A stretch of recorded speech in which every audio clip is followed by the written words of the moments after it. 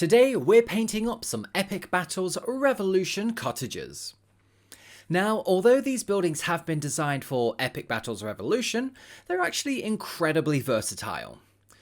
They can be used across a number of different periods, including pike and shot and the American Civil War. If you've never worked with MDF terrain before, don't worry. It's very straightforward, and after you've built one or two kits, you'll soon get into a rhythm. To remove the pieces, larger sections can often simply be pushed out using your thumbs.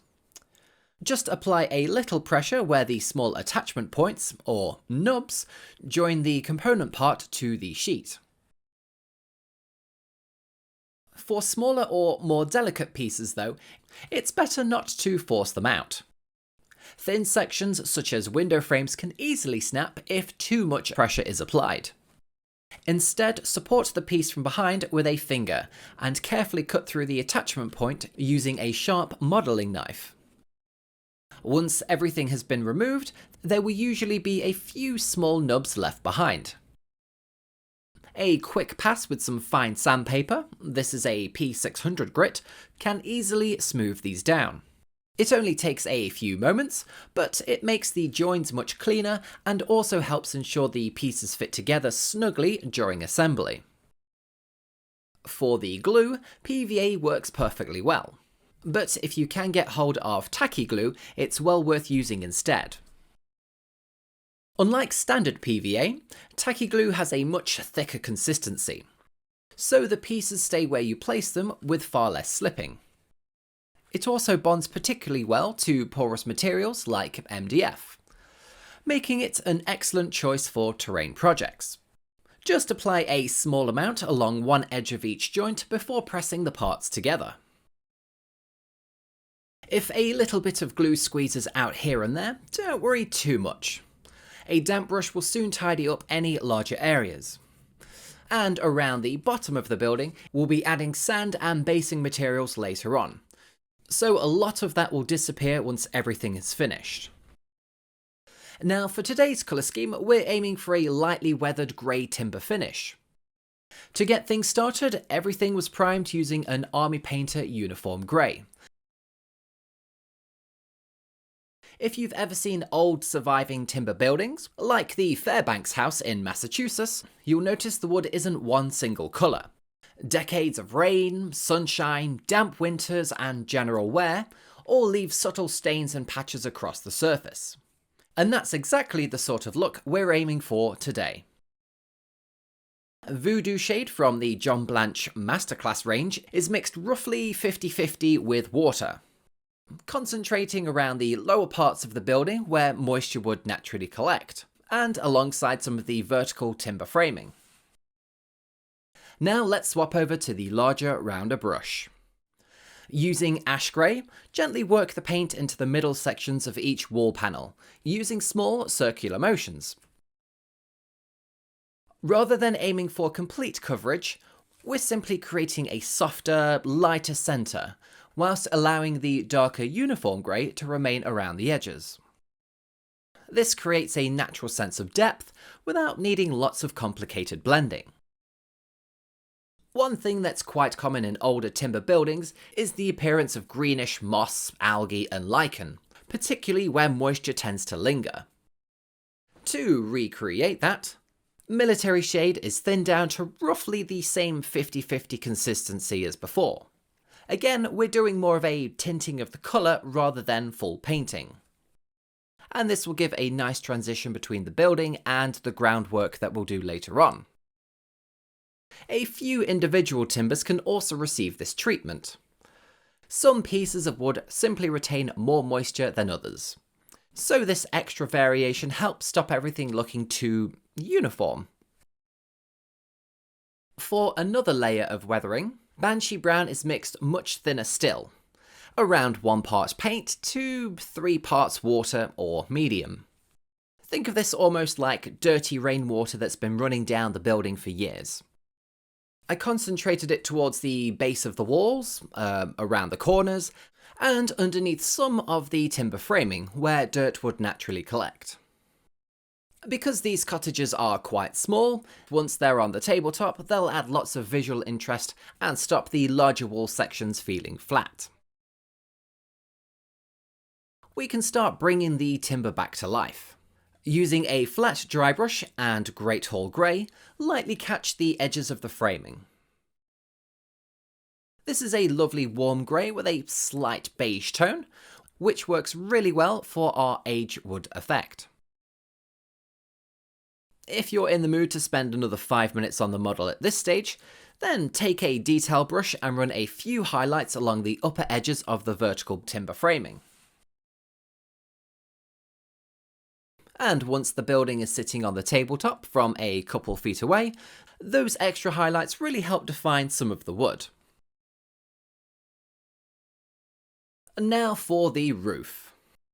Rather than a fresh timber colour of a bright brown, we're going with obsidian skin, giving the impression of old wooden timber that has spent years exposed to the weather. Now, just like the walls, we don't want everything to look perfectly uniform. Voodoo shade is stippled directly onto the roof in random patches. This time it doesn't need thinning, as the darker roof colour will naturally soften this paint colour. Whilst playing games, we're looking down onto the terrain, so the roof is actually one of the areas players will notice the most. With that in mind, it's worth spending a little extra time here. We'll start by lightly dry brushing the ridgeline and the outer edges of the roof, and then also create some lighter patches on top by slowly building up some layers using the larger rounded brush, and making sure to leave some of the darker obsidian skin showing through underneath. Just like before, you can also pick out the tops of a few timber beams using the same colour. Finally, a few lighter patches of ash grey were added to the roof. These represent areas where the timber has been bleached by years of sun and weather. This will also give a bit more interest to the larger, flatter surface on top.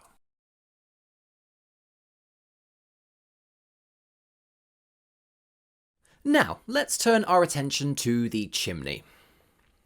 As we've already got plenty of greys and browns going across the cottage itself, it's nice to introduce a slightly different material here. A sandy stone colour helps the chimney stand apart from the timber walls and roof. We'll carefully pick out the stonework with desert yellow, taking care not to catch the surrounding roof that we have just painted. Once that's dry, we'll apply a strong tone, but rather than covering the entire chimney in a wash, we'll concentrate it into the mortar lines and the lower areas where the dirt and moisture would naturally collect. Once everything has dried thoroughly, a light dry brush of Dusty Skull brings the stonework back to life, catching all those raised edges in the MDF and making the individual stones stand out. Finally, a very gentle dry brush of matte black around the top of the chimney gives it that familiar soot-stained appearance. After all, these cottages would have had fires burning most days for cooking and keeping warm, so a little weathering here really helps tell that story. One little tip for future builds, if possible, paint the inside of the chimney black or a dark grey before gluing it into place. It's much easier to reach it at that stage rather than trying to squeeze a brush like a chimney sweep down there afterwards. With the main structure complete, we can start picking out some of the smaller details. These window frames are painted using Great Hall Grey.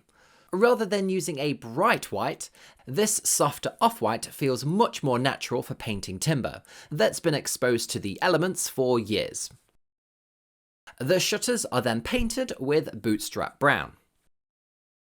Rather than using the same colour as the roof, a different brown has been chosen here simply to add a bit more visual interest and to show off some more of the detail on the model.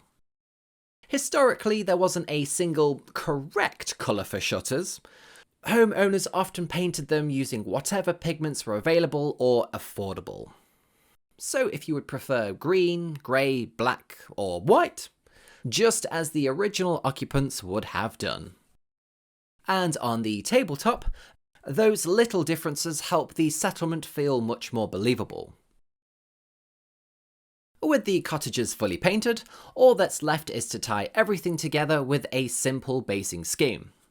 Firstly, we'll spread a layer of PVA glue over the exposed ground, taking care and trying not to get any onto the buildings themselves.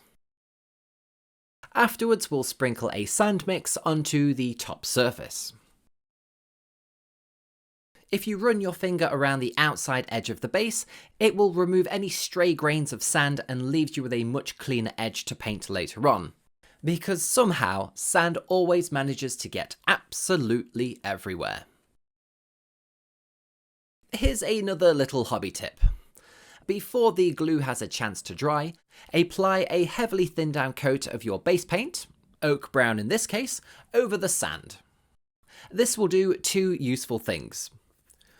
Firstly, the watered down paint flows into all of the little gaps, meaning you use far less paint overall. Secondly, as it dries, the larger segments in the sand naturally remain a little lighter, giving you some lovely texture without any effort. Once dry, a light dry brush of onyx skin catches the top surface of the sand. And to add an extra little visual element, some dusty skull was dry brushed leaning away from the front door, suggesting a worn footpath where people have walked in and out of the cottage. For the grass, the same autumnal green static grass that we used for the Hessian Jaeger tutorial was applied, and this would just help tie the collection together. Followed by a few patches of woodland scenic foliage. Of course, you can base yours however you like to suit your own gaming table or collection. That's one of the joys of terrain. It gives you the chance to create a battlefield that's uniquely yours. Thanks for watching, and we'll see you in the next hobby tutorial.